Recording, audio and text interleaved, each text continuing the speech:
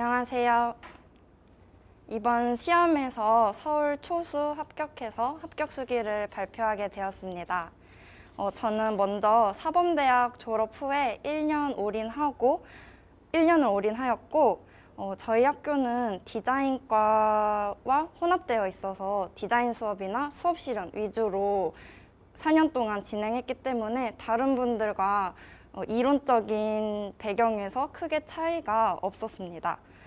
그래서 대단한 비법이 있는 것도 아니고 제가 1년 동안 공부를 어떻게 하면 좋을지에 대해서 말씀을 드리게 될 것 같아서 제 합격 수기는 초수분들이 봐주시면 더 좋을 것 같습니다.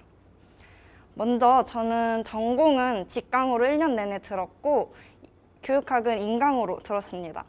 그리고 비율은 전공이 70에서 80%, 교육학이 20%에서 30%로 비중을 두어서 공부를 했고 조금 교육학 비중을 너무 안 두는 거 아닌가라고 생각을 했었는데 결과를 보면 잘한 선택이었다고 생각을 합니다. 그리고 교육학은 인강으로 들었다고 했는데 제가 이때 배속으로 들으면서 시간 절약을 많이 했었어요. 그래서 보강까지 하면 오후 5시까지 진행이 되는 걸로 알고 있는데 저는 보강인 날에 낮 12시까지 강의를 다 듣고 하면서 시간을 절약하고 전공의 시간을 더 쓸 수 있었던 것 같습니다. 그리고 전공은 1월부터 11월까지 다 직강에 나와서 수강을 했고 서미 부분은 많이 약해서 보충적으로 더 공부를 했습니다.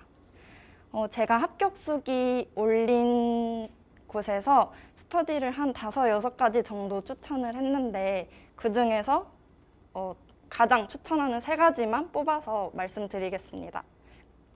먼저 기상 스터디인데요. 같은 학교 동기 언니와 짝스터디로 진행을 했어요. 제가 아침에 알람을 끄고 자는 경우가 많아서 언니와 전화를 하면서 간단하게 문답하고 퀴즈를 내면서 기상 스터디를 했습니다. 그래서 장점은 늦잠을 안 자게 되고 잠이 빨리 깨고 지키지 않을 경우에는 벌금을 내면서 아침에 무조건 일어나게 되었어요. 1, 2월에는 그 전날에 복습한 거를 전화로 간단하게 복기를 했고 3월부터는 저희 전공 표현 스터디를 간단하게 3문제씩 문답하는 스터디를 진행했습니다. 그리고 두 번째로는 오픈 카톡 문제 내기 스터디인데요. 저는 3월부터 8월까지 한 번, 그리고 11월에 한 번 해서 총 2번을 진행을 했어요. 이 스터디의 장점은 제가 놓치고 있던 부분을 확인할 수 있고 새로운 내용의 문제를 챙길 수 있어요. 그래서 책만 봤을 때는 외운 것 같은데 문제로 보면 막상 모르는 것들을 확인하면서 저의 공부 내용을 확장할 수 있었습니다. 그리고 11월에는 원서 접수 후였기 때문에 지역을 서로 다르게 모집을 해서 조금 서로 더 윈윈하는 스터디를 진행을 했어요. 그리고 세 번째로는 문풀 확장 스터디인데요.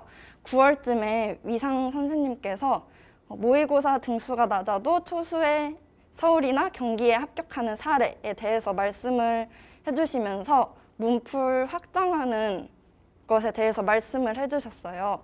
그래서 그걸 듣고 바로 스터디를 시작했는데요. 5, 6월에 진행했던 문풀부터 차례대로 짝스터디 언니와 3문제씩 나눠서 그 문제에 나온 도판을 분석하고 선지나 문제 나온 것들에 대해서 간단하게 확장을 하는 그런 스터디를 진행했습니다. 실제로 그런 부분에서 추후에 모의고사에 나오거나 시험 문제에 나온 내용들도 많았고요. 이때 주의할 점은 아주 간단하게 확장하는 것입니다. 위상 선생님도 항상 강조하시지만 너무 확장을 하면서 이상한 곳으로 빠지는 경우가 저도 한두 번 경험을 했는데요. 그래서 간단하게만 확장을 하는 것을 주의할 점으로 저는 말씀드리고 싶습니다. 그리고 이게 꽤 오래 걸리기 때문에 혼자 하기보다는 2명이서 진행하면 더 좋을 것 같아요. 그 다음으로는 저희 공부 일정표에 대해서 말씀드릴게요. 제가 합격 수기에 1월부터 11월까지 어떤 식으로 진행했는지 커리큘럼을 적었는데요. 영상에서는 간단하게만 말씀드릴게요. 평균 공부 시간은 1월부터 5월은 10시간, 6월부터 10월은 12시간에서 13시간, 11월은 14시간을 진행을 했어요. 물론 아닌 날도 있고 공부를 했을 때의 평균 시간입니다. 그리고 저는 9월 말까지는 일요일에 풀로 쉬었어요. 그리고 5월에는 일주일 여행도 다녀왔는데 이렇게 쉬는 시간을 가지면 그 놀기 전과 후에 엄청난 집중력이 발휘가 되더라고요.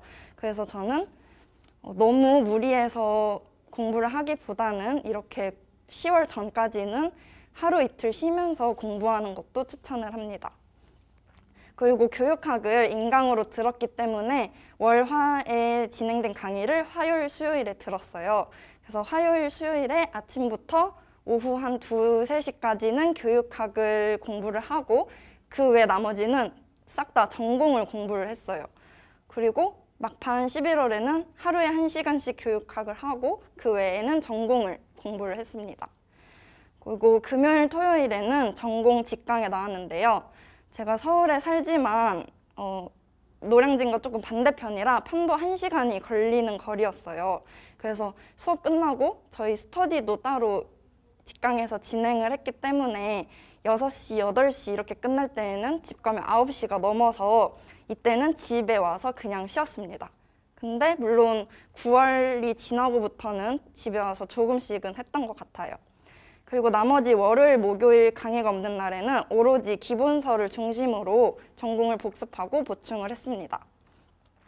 그리고 저는 서브노트를 만들지 않았어요. 위상 선생님께서 초수에 합격하고 싶으면 서브노트를 만들지 말라고 하셨던 거를 듣고 저도 단권화를 진행을 했는데요.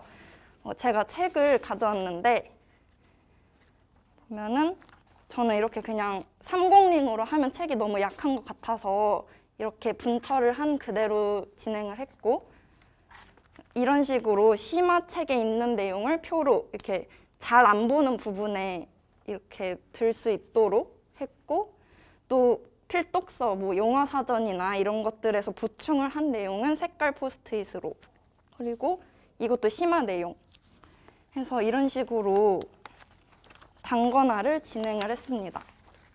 실제로 저는 이 기본서를 몇 회 해독했다라고 말하기 어려울 만큼 그냥 1월부터 11월까지 그냥 계속 무한으로 해독을 했어요. 그래서 이 책의 내용이 어디에 있다까지 다 알 정도로 해독을 했는데요. 그래서 실제로 이번에 나온 교차 교육학 부분에서 저는 이걸 보고 기입으로 나올 수 있겠다라고 생각을 해서 체크를 해두었던 부분이고요.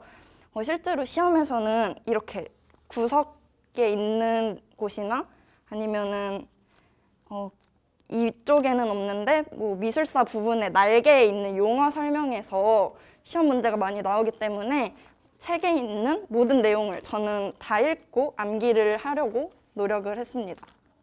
네. 그래서 이 부분도 합격 수기에 간단하게 첨부를 했고요. 그리고 2차에 대해서 간단하게 말씀드릴게요. 저는 면접이랑 지도안에서 소수점으로 깎였고 나머지는 그렇게 좋지 않았기 때문에 잘 받았던 면접 위주로 말씀을 드릴 거고 이 부분은 합격 수기에 아주 자세하게 제가 적어놨어요. 그래서 지금은 그냥 전체적인 경험에 대해서 말씀드릴게요.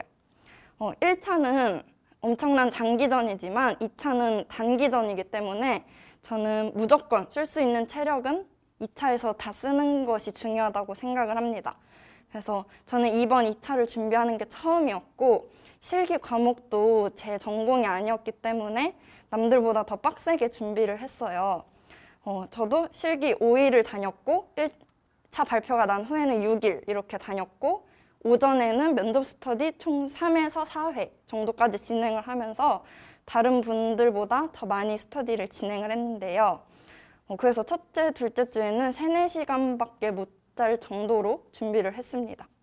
그리고 편도 1시간이 걸린다고 아까 말씀드렸는데 이때 아침 8시부터 밤 10시까지 노량진에서 스터디하고 실기를 하다 보니까 체력적으로 너무 힘들어서 1차 발표가 나고는 근처 단기 고시원에서 지내면서 체력을 아끼고 다른 곳에 체력을 더 썼습니다. 그리고 또 실기에 자신이 있더라도 나갈 수 있을 만큼 나가는 것을 추천합니다. 실기를 매일 나간다고 해서 면접 스터디를 줄이지 말고 정말 할 수 있을 만큼 체력을 다 부어서 하는 것이 중요하다고 생각을 합니다. 네, 저는 이렇게 합격 수기를 마무리하고자 하는데요. 제가 제일 강조하고 싶은 것은 전공에서 기본서를 무한해독하는 거를 정말로 추천합니다. 네, 들어주셔서 감사합니다.